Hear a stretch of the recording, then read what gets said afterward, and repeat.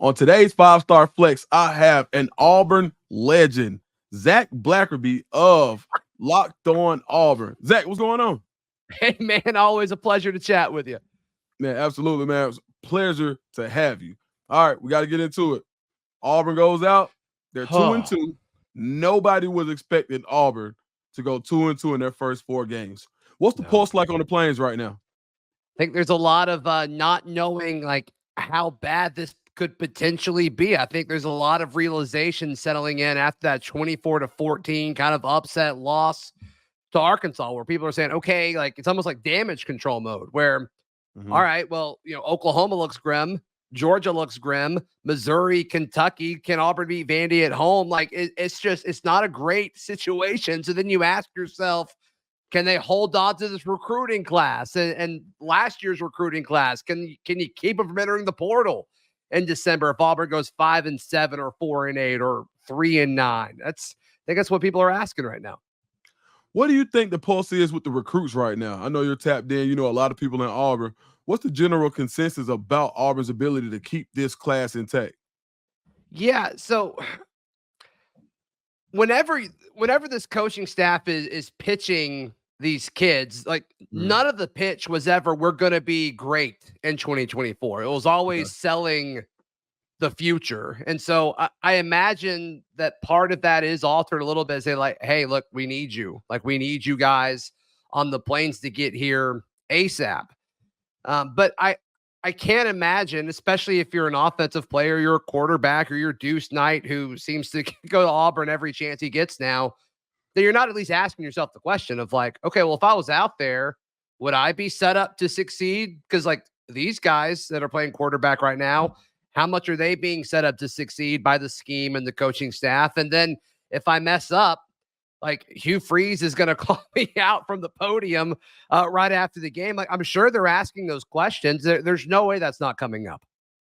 So when you think about a guy like Deuce Knight, someone who can do the things that Peyton Thorne and Hank Brown do well combined, someone who can run really well and can also throw with accuracy, would it not kind of be like, all they're missing is me? Do you feel like Auburn has the other pieces in place where recruiting a quarterback like a Deuce Knight could be the missing link? Yeah, and I think when you go back and look at the tape, it's not perfect, but there were guys open on a lot of those picks. Like there were guys where it's like if you zero in on that throw, or if you're under pressure and you have the athletic ability to get out of it, like it does offer a different solution to the problem that Auburn's offense is dealing with. So sure, I think so. And especially, I think this is something that folks who don't really get to talk to these guys fully understand. You and I know it. But these guys, especially quarterbacks, and especially highly rated quarterbacks, they think they can beat anybody. They think they're the answer. They think they can take any team to a championship, which is what you want. That's why these guys are so highly touted, and that's why they work their tails off, because they want that pressure, and they believe in themselves to do exactly that. So, yeah, I'm sure Deuce Knight is saying, I can be the missing piece in this puzzle. Absolutely. Auburn's defense has played fairly well. I think you've got some guys who are really having standout seasons, one being Keldrick Falk, who will be joining me later in the show.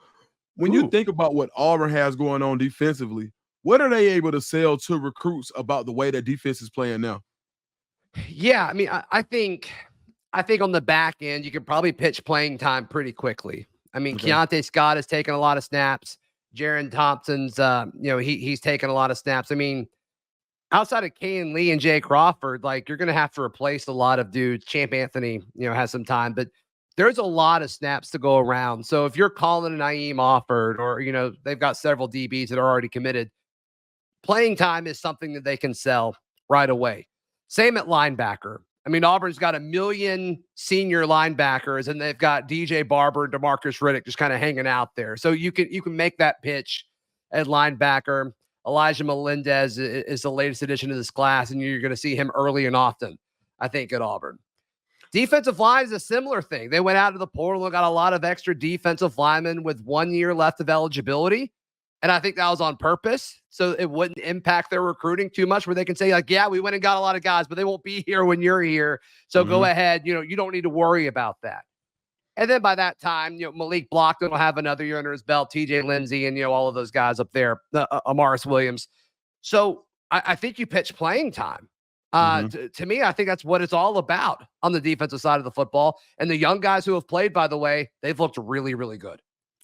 If you had to pick one position group outside of the quarterback room, what position group do you think is most important for Auburn to kill it when it comes to this 25 class in high school recruiting? Man. So, I mean, they already have the offensive line. Like, I would say offensive line, but they already kind of have killed it on the offensive line. So, like, that's my default answer. But to be somewhat more interesting, corner. I mean, I think the cornerback 2 situation, like, you're expecting to bring back Kayan Lee unless he enters the portal. Like, he can't go pro yet. Kayan Lee, I think, is a true cornerback 1 in the SEC. He's been great in the games that he's played. It's the question of, like, who's next to him. And, like, Keontae Scott hasn't been in, or at least he hasn't been consistent. Jay Crawford has shown flashes, but we've already seen this year you need more than 2 good corners to be competitive in this league. And they've got some young guys who can step up. But, man, if you're this coaching staff, you need to do whatever it takes to get Naeem Offord as part of this class, because he's ready. I mean, he is ready to go day one. And I think he or Jay Crawford would have a fascinating battle to be, the corner opposite Kayan Lee next year. So I'll say corner. Okay. Do you think that even if Auburn were to flip a guy like Deuce Knight or any other, or get another quarterback in this class from the high school level, do you think that Auburn has to go in the transfer portal to get a guy who's ready to start day one next year with documented production? Oh, man. Yeah, I think so. Unless, and as we're recording this, like, we don't know who's starting at quarterback moving forward, if it's Peyton Thorne or if it's Hank Brown. So if it's Hank, or if Hank starts, a few more games this year and shows promise and kind of rebounds from the first half that he had against Arkansas, maybe you can rally behind Hank, but you need a little bit more, I guess, proof of production. And so do they give him that opportunity? I think it's best long-term for the program for them to do that. It's definitely best for next season because you need to know what you've got. But there's a chance that just with what Hugh Freeze has dealt with this part of the season, and really for like the entirety of his Auburn tenure, just the frustration of the quarterback position that he's been dealing with, he may go get a guy anyway that's proven elsewhere. There's a lot of criticism right now how he didn't up the ante against Cam Ward. I don't know how much that really was in play, but let's assume it was. Cam Ward, and seeing what he's doing right now for the Hurricanes, it's like, man, it's hard to like see that and think, man, yeah, like Auburn probably does beat Cal and does beat Arkansas if you do have that type of production at quarterback. So whatever, we saw all those different really big numbers. Like, would it have been worth it? It's kind of hard to say. That it wouldn't be, as they sit here with 2 losses already. In baseball, they have this stat that I'm still kind of trying to understand. It's called wins above replacement. Sure. And it basically shows WAR. Well, yeah, the WAR, right?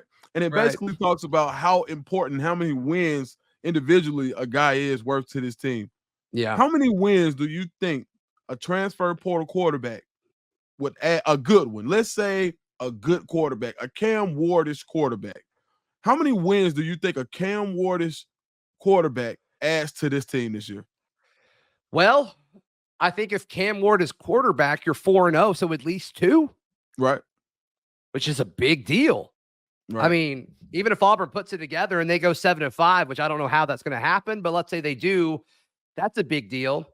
But I mean, let's look at kind of a more realistic option. I mean, I don't see how Auburn goes to a bowl game this year, the way it's currently set up. So let's say his WAR wins above replacement, Cam Ward-ish type quarterback, like you said, compared to a Hank Brown or a Peyton Thorne. Let's say it's 3. And I think they go 4-8 based off of how it looks. So if you get him, it changes it to 7-5. But then what's the narrative, Dukes? It's you went out and spent $1.5 million to go 7-5. Is that a good situation to be in? I don't think so.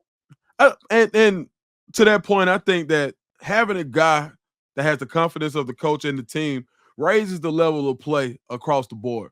So I think if you have the guy, then maybe you have a guy, you have someone who can be the coach to get through the guys when they're making small mistakes. I talked to multiple players from Auburn's team, and it's, hey man, these are focused things that we're losing. This is penalty. These are penalties. These are tipped balls. These are drop balls. These are fumbles. These are careless interceptions. These are bad run fits. It's a lot of small things that I'm hearing. Broken tackles, not being able to make a consistent tackle. So sometimes you can look to that quarterback and say, I'm going to do it for him. And I think that's one of the things that Auburn is missing is the guy that, hey, on this field, I'm going to do it because I don't want my captain, this guy who's steering this ship, to jump down my throat because I know he will. And I think that's something that Auburn is missing. When you look at Auburn right now, who are some of the leaders on the team that you think can help steer this ship the right way? Yeah, I mean, I think the issue is they're all on the defensive side of the football. Your Eugene Asante's, Phillip Bleedy is a guy who I'm starting to hear more and more as far as just kind of being that vocal dude in the room. Keontae Scott's a name that we've always heard. You know, his play hasn't been great, but he's certainly a guy that seems to be vocal in the locker room. You know, what's so interesting about all of this is whenever you ask Hugh Freeze about Peyton Thorne over the last, how long has he been here? 18 months? The first thing out of his mouth has been leadership, leadership, leadership before accuracy or decision making or anything like that.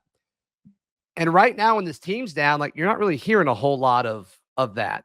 Now, we heard how well he handled being benched and how he was supportive of Hank, and he was the first run out there to congratulate him when he scored the touchdown against New Mexico. All that's great, but where is that guy? You know, we heard Damari Alston was that guy, but then, you know, he has that fumble that you can tell he's hurting from because, you know, then he runs and, you know, sits on the sideline and everybody had to console him. And it's like, look, I get that you're hurting, but like, you've been dubbed this vocal leader. You've been dubbed that guy. Like, you got to carry yourself a different way. So to me, like, I don't know who it is on the offensive side of the ball. Defense, I think there's plenty of guys. On the offense, you need a Keandre Lambert-Smith or maybe a younger guy like Connor Liu, the center. You know, you need somebody like that to step up and say, hey, like, let's turn this thing around. Yeah, I think from what I'm hearing, and I talked to a couple of guys earlier where it was like the mood is us against the world. And we've seen that work before. You've got a team coming off a loss at Oklahoma that's getting ready to come to the Plains. Oh yeah. How can not I don't want a prediction. I want to know how Auburn can win this game. Take care of the football. Okay. Win the turnover battle. Okay. Is it 16 turnovers on the season? I mean, that's insane. 16, 18, something like that, yeah. It's insane. It's too much. It's too much. And you're not forcing a whole lot of turnovers. And you did a little bit better. You know, Kane Lee had one. I think there's another one too that I'm blanking on. It's like you had opportunities to win that battle. Just take care of the football. Take care of the football. Go to the ground game. And I think you make it ugly. I think you make it sloppy. I don't think Oklahoma's offense is great. Their defense is really good. And so to me, keep it low scoring. See if you can win the turnover battle. Change what you do offensively. Quit trying to stretch the field. Just make it simple for this team and see what happens. See what happens. Try to be within a few points going into the fourth quarter at Jordan-Hare Stadium. Crazier things have happened. I think that if Auburn can win this one, this is the must-win game for Auburn this year. I think at this point to keep this thing from going off the rails, because now you go on the road after this. I think it's brutal. Yeah, have a brutal schedule, and you need the confines of home to almost kind of catapult you or propel you into becoming a more dominant and a more confident, if anything, road team before you go against this gauntlet of a schedule you have. Zac, great stuff as always. Where can everybody find you on social media? Yeah, I'm on socials at Zac Blackerby on pretty much everything, and you can check out my show. It's called Locked On Auburn. All right, man. Thanks a lot, man. Thanks, buddy.